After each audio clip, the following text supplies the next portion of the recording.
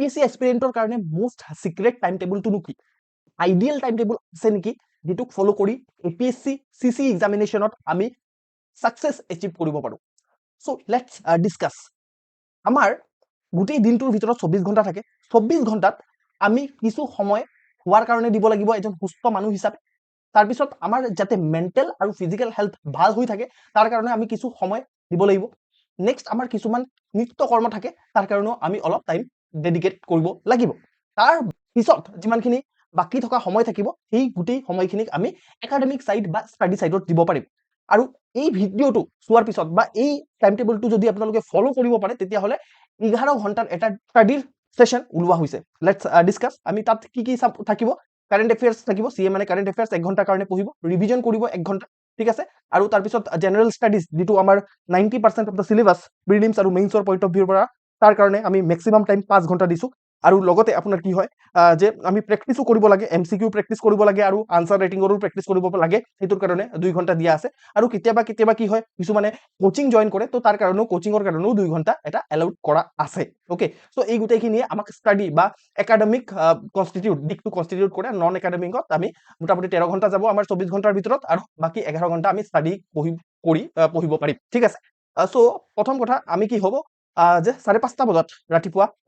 উঠিব পাৰিলে বহুত বেছি ভাল কথা কাৰণ আমাৰ যদি ৰাতিপুৱা জলদি উঠো তেতিয়া হলে আমাৰ জলদি আমাৰ কামবোৰ স্টাৰ্ট হয় ঠিক আছে তো হেতুৰ কাৰণে ৰাতিপুৱা 5:30 বজাত যদি উঠি পিনে আপুনি 6টা লৈকে ফ্ৰেশ আপ যদি হৈ যায় তাৰ পিছত আপোনালোকে কি কৰিব পাৰে যে 6টাৰ পৰা 7টা লৈকে আপোনালোকে এক্সাৰসাইজ কৰিব পাৰে ঠিক আছে তাৰ পিছত 7টাৰ পৰা 8:30 লৈকে আপোনালোকে গাছা ধুলে ঠিক আছে তাৰ পিছত 7:30টাৰ পৰা আপোনাৰ 8:30 লৈকে ঠিক আছে আপোনালোকে যেটো লাষ্ট টাইম আছিলে লাষ্ট টাইম যেতিয়া স্টাডি কৰিছিলে তাক মানে লাষ্ট ডেট যেটো স্টাডি কৰিছিলে তাক ৰিভিজন কৰিব কাৰণ ৰিভিজন আগতে কৰাৰ কাৰণে কিহৰ কাৰণে ৰাখিছো because APS-C revision is the most important thing তাৰ পিছত আপোনালোকে 8:30টাৰ পৰা 9:30 লৈকে আপোনালোকে কাৰেন্ট এফেয়াৰ্স পঢ়িব ঠিক আছে তাত নিউজ পেপাৰ হ'ব পাৰে বা আপোনালোকে কিবা নিউজ এনালাইসিস চাই হেতু হ'ব পাৰে বা সুচিত্ৰা এসিএস ৰ ওয়েবসাইটত গৈ পিনে আপোনালোকে কাৰেন্ট এফেয়াৰ্স হুকিয়াকৈ পাব তাৰ পৰাও আপোনালোকে কাৰেন্ট এফেয়াৰ্স পঢ়ি ল'ব পাৰে ৰাইট তাৰ পিছত আপোনালোকে 9:30টাৰ পৰা 10টা লৈকে আপোনালোকে ব্ৰেকফাষ্ট কৰিলে ঠিক আছে আকৌ 10টাৰ পৰা আপোনালোকৰ যেটো স্টাডি মেইন স্টাডি আৱাৰ হেতু স্টাৰ্ট হৈ গল 10টাৰ পৰা 12টা লৈকে আপোনালোকে কি কৰিলে মেইনলি জেনাৰেল স্টাডিজক পঢ়িলে 2 ঘন্টা ঠিক আছে তাৰ পিছত আৰু এটা হাফ এন আৱাৰৰ ব্ৰেক ললে তাৰ পিছত আকৌ 12:30টাৰ পৰা আকৌ 1:30 লৈকে জেনাৰেল স্টাডিজ আকৌ এবাৰ পঢ়িলে ঠিক আছে তাৰ পিছত আকৌ 1:30ৰ পৰা 2:30 লৈকে এটা লাঞ্চ ব্ৰেক আৰু লগতে যেটো সৰু এটা নেপ ল'ব লাগে হেতু নেপটো ললে তাৰ পিছত আকৌ 2:30ৰ পৰা আপোনাৰ 4:30 লৈকে আপোনালোকে যেটো ক্লাস আছে সেই ক্লাসটো কৰিলে বিকজ এটুক সক সাইন্টিফিক্যালি ডিজাইন কৰা হৈছে এইটো সময়ত আপোনালোকৰ কেতিয়াবা এনেকুৱা লাগিব পাৰে যে একদম লেথাৰ্জিক লাগিছে লেজি লাগিছে হেতু সময়ত আপোনালোকে ক্লাসটো কৰি ললে ৰাইট যদি ৰেকৰ্ডেড চাই ৰাইট তাৰ পিছত আপোনাৰ 4:30ৰ পৰা 5 লৈকে আকৌ এবাৰ ব্ৰেক ললে ঠিক আছে ব্ৰেক লোৱাৰ পিছত আকৌ 5ৰ পৰা 7 লৈকে 2 ঘন্টা আছে হেতু প্ৰেক্টিস কৰিলে ইয়াত আপোনালোকৰ এমসিকিউ প্ৰেক্টিস হৈ গল বা পিওয়াইকিউ প্ৰেক্টিস আৰু লগতে আপোনালোকে যদি আনসাৰ ৰাইটিং কৰে তেতিয়া হলে আনসাৰ ৰাইটিং ইয়াত প্ৰেক্টিস কৰিব পাৰে তাৰ পিছত আপোনালোকে আকৌ এবাৰ ব্ৰেক ললে 7টাৰ পৰা 7:30 ঠিক আছে সো তাত আপোনালোকে ৰেষ্ট কৰিলে তাৰ পিছত আকৌ 7:30ৰ পৰা 9:30 লৈকে জেনাৰেল স্টাডিজ কয়বাৰ পঢ়িলে ঠিক আছে সো এনেকে কি হল আপোনাৰ গুটেই 11 আৱাৰৰ যেটা স্টাডি সেশন হয় আপুনি কাউন্ট কৰি চাব ইয়াত 11 আৱাৰ ওলাব পুৰা 11 আৱাৰৰ স্টাডি সেশন কমপ্লিট হল আৰু হেনেকে আপোনালোকে কি কৰিলে যে 9:30ৰ পৰা 10:30 লৈকে ডিনাৰ কৰিলে আৰু কিবা পাৰ্সোনাল টাইম কিবা মোবাইল স্ক্ৰল কৰিব লগিয়া আছে ফোনত কথা পাতিব লগিয়া আছে হেখিনি কৰিলে হেখিনি কৰাৰ পিছত 10:30টাৰ পৰা হৈ গল আপোনাৰ যেটো 5:30 লৈকে so this is ideal time table okay মই কিহৰ কাৰণে বাৰে বাৰে আইডিয়াল ওয়াৰ্ডটো ইউজ কৰি আছো হেতু কাৰণ আছে বিকজ এটো সক এটো সদায় পসিবল নহব আমাৰ সদায় লাইফটো কেনেকুৱা ধৰণে চলে লাইফটো এনেকুৱা আপোনাৰ আপস এন্ড ডাউনস এনেকুৱা ধৰণৰ চলি থাকে কেতিয়াবা 11 আৱাৰ হ'ব কেতিয়াবা 5 আৱাৰো হ'ব কেতিয়াবা উল্টা পুল্টা হৈ যাব কোনোবাই আপোনাৰ ফ্ৰেন্ড আহি গল কোনোবা যাব লগিয়া হল কিবা মেডিকেল ইমাৰ্জেন্সি আহিলে ৰাইট এনেকুৱা ধৰণৰ কিবা মুড বেয়া হৈ গল কেতিয়াবা ব্ৰেকআপ হৈ গল কেতিয়াবা কিবা জিতি হ'ব পাৰে আমাৰ লাইফ হয় তো হেতুৰ কাৰণে আপোনালোকে কি কৰিব এইটো আইডিয়াল বুলি ধৰি ৰাখিব ঠিক আছে ইয়াৰ পৰা আপোনালোকে যদি এদিন কি হ'ব যে 11 ঘন্টা নহয় আপুনি কেতিয়াবা 13 ঘন্টা পঢ়ি দিব পাৰে ঠিক আছে হেতু আপোনাৰ ডিপেন্ড কৰিব আপুনি এক্সামিনেশন অৰ কিমান ওচৰত আছে ওচৰত থাকিলে আৰু বেছি টাইমটো বহাব লাগিব ৰাইট আৰু যদি নাই বুলি ভাবিছে যে নহয় এটো আপোনাৰ আইডিয়ালি মই যদি হসা কথা কও তেতিয়া হলে 7 to 8 আৱাৰ ইজ আইডিয়াল ঠিক আছে 7 to 8 আৱাৰ যদি আপুনি স্টাডি কৰিব পাৰিছে এপিএসসিৰ কাৰণে তেতিয়া হলে সদায় consistency is the main thing তো আপুনি এদিন 11 ঘন্টা পঢ়িলে আৰু তাৰ পিছত আপোনাৰ পঢ়া একেবাৰে বন্ধ এটো কৰিলে নহব আপুনি consistently যদি 7 to 8 আৱাৰ স্টাডি কৰে that is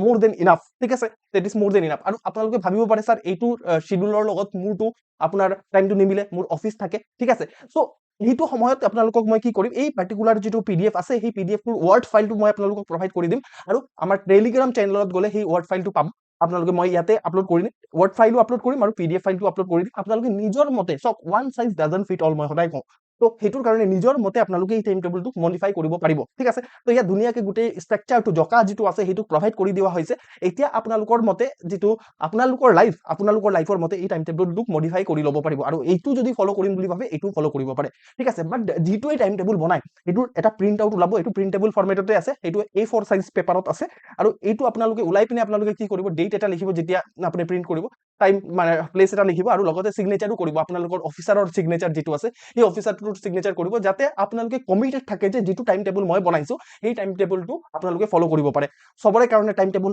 একে হ'ব নোৱাৰে আৰু একে নহয়, আৰু সেইটোৰ কাৰণে মেইনলি আপোনালোকে যে টাইম টেবুল ফলো কৰিব নোৱাৰে, দ্যাট ইজ দ্য ৰিজন, ঠিক আছে। আমি সদায় এটা প্ৰেক্টিকেল টাইম টেবুল বনাব লাগে, this is the practical time table. ইয়াতো মই কৈছো, ইয়াতো কিছুমান কথা আছে, মানে 11 ঘণ্টা সদায় পঢ়া পসিবল নহ'ব পাৰে, ইটছ অকে। সদায় যদি পঢ়িব পাৰিছে তেতিয়াহ'লে বহুত বেছি ভাল কথা, আপুনি এক্সাম ক্লিয়াৰ কৰিবই, ঠিক আছে। বাট দেন অলসো মই আপোনালোকক এটা টাৰ্গেট দিছো যে 7 to 8 আৱাৰৰ এটা ষ্টাডি হ'ব লাগে, ঠিক আছে, এটা আপোনাৰ ভাল মানে এক্সাম এটা ক্লিয়াৰ কৰাৰ কাৰণে। এইটো অকল কেৱল মাত্ৰ APSCৰ কথা নহয়, আপোনালোকে ADRE, আসাম পুলিচ সেইবোৰৰ কাৰণে যদি প্ৰিপাৰেশ্যন লগে ভাগে চলাই আছে তেতিয়াহ'লে সেইটোতো এই বস্তুটো এপ্লাই হ'ব, ঠিক আছে। আৰু ৱৰ্কিং প্ৰফেচনেলৰ কাৰণে মই হুকিয়াকে ক'লো যে আপোনালোকৰ যিটো শিডিউল সেই শিডিউলৰ মতে ওলাই ল'ব লাগে আৰু আইডিয়েলি আপোনালোকে মনত ৰাখিব যে 7 to 8 আৱাৰ, আৰু ৱৰ্কিং প্ৰফেচনেল কম টাইম পাব পাৰে, সেইটোৰ কাৰণে আপোনালোকে 5 to 6 আৱাৰো ধৰিব পাৰে যে ষ্টাডি আৱাৰ, আৰু উইকেণ্ডত আপোনালোকে ষ্টাডি কৰিব পাৰে। ইয়াত চাওক আপোনালোকক কি কৰা হৈছে যে মানডেৰ পৰা ছেটাৰডেলৈকেহে দিয়া হৈছে, সানডে ইজ এ বাফাৰ, ঠিক আছে। যদি ইয়াত কেতিয়াবা কি হয়, উইক ডেজত কিবা উল্টা পুল্টা হয় তেতিয়াহ'লে সানডেত মিলাব, আৰু সানডেত যদি একদম উইক ডেজ ভাল যায় তেতিয়াহ'লে সানডে ব্ৰেক ল'ব, ঠিক আছে। কাৰণ ব্ৰেক ইজ ভেৰি ইম্পৰ্টেণ্ট, ইয়াত সেইটোৰ কাৰণে স্পেচ এটা ব্ৰেক ৰখা হৈছে এই টাইম টেবুলটো আপোনালোকে যদি চাই, ঠিক আছে। চ' দিছ ইজ দ্য থিং, মই টাইম টেবুলৰ লগত এইখিনি কথা ক'বলগীয়া আছিলে, বহুতে মোক টাইম টেবুলৰ কথা সুধি আছিলে, চ' মই এই ভিডিঅ'টো বনাই পিনে আপোনালোকৰ কথা ক্লিয়াৰ কৰি ল'লো। আৰু যদি এনেকুৱা ধৰণে চাইণ্টিফিকেলি গোটেই কথাখিনি মোৰ পৰা বুজিব বিচাৰিছে, মোৰ পৰা পঢ়িব বিচাৰিছে, তেতিয়াহ'লে আমাৰ সুচিত্ৰা ACSৰ ৱেবছাইট গৈ পিনে তাত চাব পাৰে কেনেকুৱা ধৰণে আমি পঢ়াওঁ, আৰু লগতে আমাৰ এই ইউটিউব চেনেলতো বহুতখিনি ক্লাছেছ আছে, সেই ক্লাছেছখিনিও চাব পাৰে, ষ্ট্ৰেটেজি আছে, সেই ষ্ট্ৰেটেজিখিনি ফ'ল' কৰিব পাৰে, আৰু আপোনাৰ যিটো APSCৰ প্ৰিপাৰেশ্যন আছে সেইটোক আৰু ইজি কৰি ল'ব পাৰে। ধন্যবাদ।